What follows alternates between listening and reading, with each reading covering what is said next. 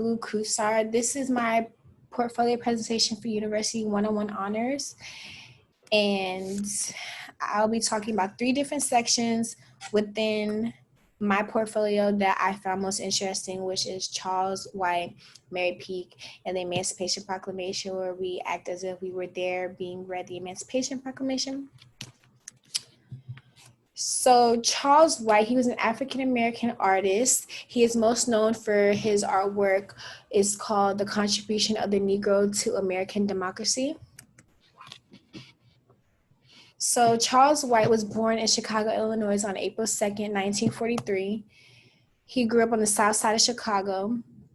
And even though he grew up on the south side of Chicago, he would visit Mississippi a lot because his mom's side is from Mississippi. So that's where he learned a lot of his African-American culture and got into a lot of his Southern roots there.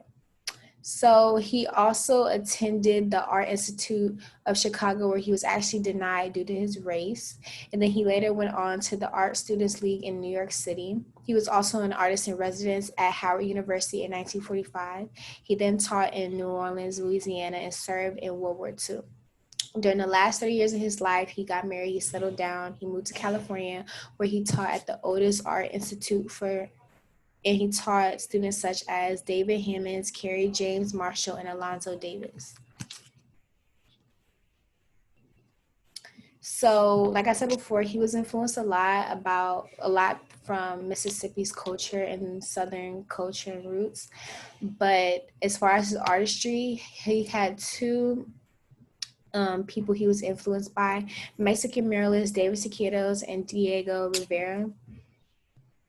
This is David Siqueiro on the left and his artwork on the right. This is Diego Rivera on the left and his artwork on the right. And if you will see later on Charles White's work, you will see how much he was influenced by them and how they incorporated their culture and struggle into art. So for his life as an artist, he became a printmaker, painter, and teacher. And basically as a printmaker, they create prints using woodcuts or silk screens and places images onto paper or surfaces. And it's like cartoons. That's how his artwork was. And he wanted to use art as a creative outlet because he knew how much people enjoyed artwork. People were more likely to look at a artwork that had his political agenda than a writing on it, right? So he used art to get his political agenda pushed. And he wanted to make sure it was accessible because, you know, he knew how important art was to the community, especially his community. So he made a lot of his work affordable. He viewed art as social activism. In this quote, it says, art must be an integral part of the struggle. It can't simply mirror what's taking place. It must adapt itself to human needs. It must ally itself with the forces of liberation. The fact is, artists have always been propagandists. I have no use for artists who try to divorce themselves from the struggle. On to the contribution of the Negro to American democracy in 1943. So this painting was created over the course of 3 months, and he used symbols to showcase the influence of Black America in American society. He also showcased Black American struggle for equality in all aspects, because even though we were contributing to society, we were still at the bottom of the totem pole. So you have people in here like George Washington Carver, Booker T. Washington, Harriet Tubman. You have people in here, chemists. You have people writing documents in war, in chains, and it just shows the different aspects of Black America. And that painting is also in Clark Hall on the 2nd floor of Hampton University. And I'm proud that it's here because it's an important part of the culture and it needs to remain. So Mary Peak,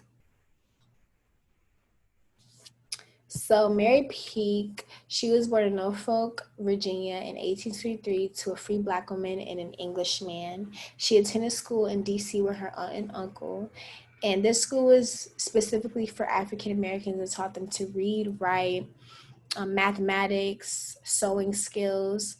But due to the U.S. Congress, they put a law in place that banned free people of color from education in DC because they were following Virginia's law and also other southern states' laws. So she eventually moved back to Norfolk in 1839 at the age of 16.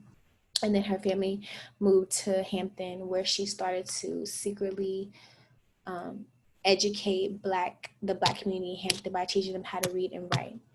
She also founded the Daughters of Zion. She married former slave Thomas Peake in 1851. They had a daughter. So, like I said before, she secretly taught African Americans how to read and write, and it was under the oak tree, known as Emancipation Oak, on Hampton University's campus. And she was later given a cottage, and she used it as a classroom, and that is known as the first facility on Hampton University's campus. Now, her involvement in the Civil War, so the Union sanctioned her, and she was able to continue to teach Black people how to read and write throughout the war. And yeah. So she had a lasting impact, and she was accredited for developing the Black community of Hampton's literacy rate, which was one of the highest literacy rates of a Black community during that time. She risked her own freedom because she knew how important it was to educate her people. She knew how important reading and writing was. They stripped us of our language, culture, names, background, right? We still preserved a lot of it, but we were stripped of almost all of it, right? And they did that on purpose because they knew how important it was. And so she understood how important it was to learn how to read and write, because knowledge is power. And if we all had this, we were very powerful.